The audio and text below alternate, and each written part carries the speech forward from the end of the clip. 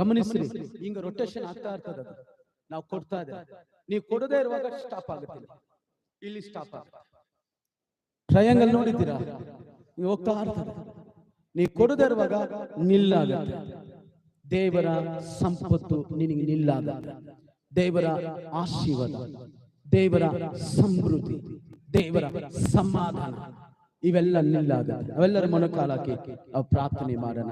ದೇವರಿಗೆ ನಮ್ಮನ್ನು ಒಪ್ಪಿಸೋಣ. 3 ಕಾರ್ಯ ನೋಡಿದ್ವಿ. ದೇವರ ತೇಜಸ್ಸು ನಿನ್ನ ಮೇಲೆ ಇದೆ. ಎರಡನೇದಾಗಿ ಅನೇಕರು ಬಂದು ಹೇಳ್ತಾರೆ, ಯೆಹೋವನ ಮಹಿಮೆ ನಿನ್ನ ಮೇಲಿದೆ.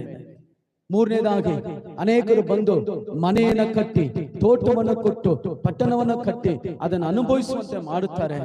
ಅಲ್ಲಿ ಹೇಳ್ತಾ ಇದ್ರೆ, ದೇವರು ಇಂಥ ಕಾರ್ಯಗಳು ನಮ್ಮ ಜೀವಿತದಲ್ಲಿ ಮಾಡಿ. ಎಲ್ಲರೂ ಕೈಗಳ ಮೇಲೆ ತೇಲಿ ನಾವು ಪ್ರಾರ್ಥನೆ ಮಾಡಿಕೊಳ್ಳೋಣ. ದೇವರೇ, ನನ್ನ ಮೇಲೆ ನಿನ್ನ ತೇಜಸ್ಸು ಸಿಕ್ಕಿದೆಯಲ್ಲಪ್ಪ, ನನ್ನ ಮೇಲೆ ನಿನ್ನ ಮಹಿಮೆ ಇಟ್ಟಿದ್ದೀರಲ್ಲ.